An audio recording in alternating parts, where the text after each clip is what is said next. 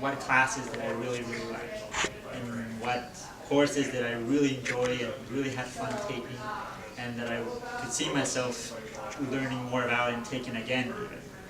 And that turned out to be all the classes where I had the chance to work directly with animals, or to learn about their anatomy or their physiology, something about their behavior. All of those things were the ones that I really had fun learning.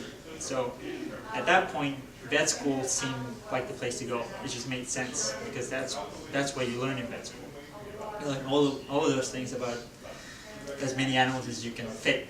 So I decided that I wanted to go to vet school. I decided that I wanted to go to UC Davis because it's here in California and it's one of the best veterinary schools in the country. And I was a little bit familiar with the area, so I decided that in order to get into vet school, I needed a lot more veterinary experience, because up to that point, all the real hands-on veterinary experience that I'd had was in high school.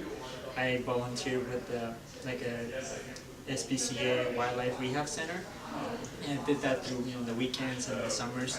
But I really needed to get more experience to understand what it meant to be a veterinarian, and also to have a strong application, because I wanted to get in. So right after I graduated from Santa Cruz, I got a job at a small animal hospital as a veterinary assistant, and altogether I ended up working at 2 small animal hospitals. I worked with a household veterinarian who saw a lot of exotic pets like birds and a lot of rabbits. And then I volunteered at 2 bird rehabilitation centers. One was the Bird Rescue Center down over in Fairfield, which focuses a lot on aquatic birds. And I also volunteered at the California Raptor Center in Davis, and I still volunteer there. And you guys know like that center focuses on birds of prey. So all of those things, all of my general education, all of my experiences, all the people I met throughout that time were what helped me get into vet school. And right now I'm a second-year student. It's a lot of fun. It's a lot harder than I thought it was going to be. It's like veterinary school is really much more than a full-time commitment. It's a 4-year like professional training program, at the end of which you come out as a doctor of veterinary medicine. And it's a pretty big deal, and it can be pretty hard sometimes, but it can also be really, really exciting and a ton of fun. And so right now, like a typical day for me is I'll have anywhere between 3 to 5 or maybe even 6 hours of like lectures, discussions, presentations that I have to go to and listen to different veterinarians talk about what they do and the research they do. And then there's also a lot of labs that I have to go to, and there's labs for everything.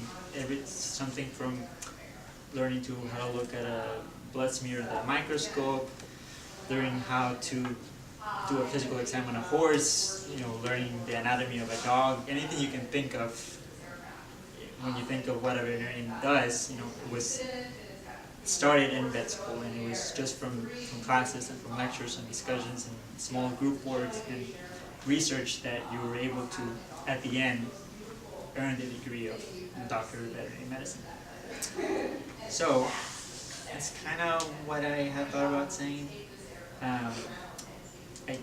I guess that the thing that I hope that you guys get, and I'm sure a lot of you already understand, is that it's okay that if you're not quite sure what you want to do, or you're not sure where you want to go, but what really does matter is that you take some time to think about what you like doing and what you enjoy learning about, and try to focus your energy along that path. Even if it's a big path at this point, just try to go in that direction. Something that you honestly want to get up in the morning and do it, because if you don't, it's going to be pretty hard for you to get through whatever it is. And also, if you ever have a chance to meet people that are doing something that you think is really cool, that you think, I could see myself doing that, don't be afraid to approach them and ask them a little bit about their experience, ask them about their work experience, their school, ask him what they do every day, ask him if they like it, what's good about it, what's bad about it, because all of those things can only help you as you make your own way, through all your choices. So, I think that's all I have to say. How the course, and at the end of those 2 years, you have a better idea of, you know what, I really, really like working with dogs and cats. That's what I want to do. So you're able to track or focus, or not really I don't want to say specialize because that's another term, but you're able to focus on just dogs and cats. That's what you want to do. And so the majority of people at Davis are actually following that track, which is we call it small animal track. And Davis, this is the first year they've actually changed their curriculum. And for a long time, what they used to do is there were several tracks that you could choose. There was small, there was food, equine, zoo and wildlife, there was lab animal medicine. There were combinations of them. You could do equine and small. You could do food and small.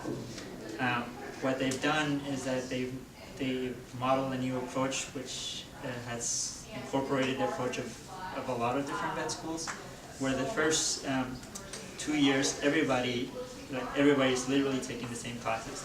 You're not allowed to take any electives. And then your third and fourth year, you can focus on 3 main tracks: small animal, food animal, and equine medicine. And so right now, they kind of can help you guide you to where you can find it, or I can try to find it for you and let you know. So it's actually funny listening to Dr. Alexander give his talk, because a lot of things he was saying sounded similar to what I wanted to say. And that was that I know for maybe some of you are really interested in being veterinarians, and you've known that for a long time, maybe since you were like little kids. And that's awesome, that's great, and I'm very, very happy for you. But I also know that there's a lot of you who don't really know what you want to do, and don't necessarily know that you want to be a veterinarian, but it sounds exciting and it sounds fun, like something you could do. And that's exactly where I was in high school. Like, I didn't know I wanted to be a veterinarian. All I knew was that I liked science, I really liked biology, I liked physics, I liked chemistry, I even liked math, even though I was never very good at it, but I still thought it was important, and the parts that I did understand, I really enjoyed. So when I was a senior in high school, and it came time to apply to colleges and try to figure out what I wanted to do, I wasn't sure what I wanted. What I did was I tried my best to think about what classes I liked and what classes I really had fun in, and what sort of things I really enjoyed reading about, even if it wasn't through school, like just reading about on my own. And so that was biology for me. Like, that's probably for a lot of people. Then when I decided to actually go to college, because of a lot of various reasons, one of them, the big one being financial, I decided to go to a community college and then get my general education, my what they call the lower division courses there, and then transfer to a 4-year school, and then finish my bachelor's degree. And so I went to a community college down in Cupertino called the Anza, and there were some good things about going to community college, and there were some not so good things about it.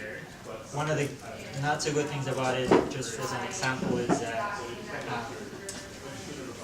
a lot of the classes that I wanted to take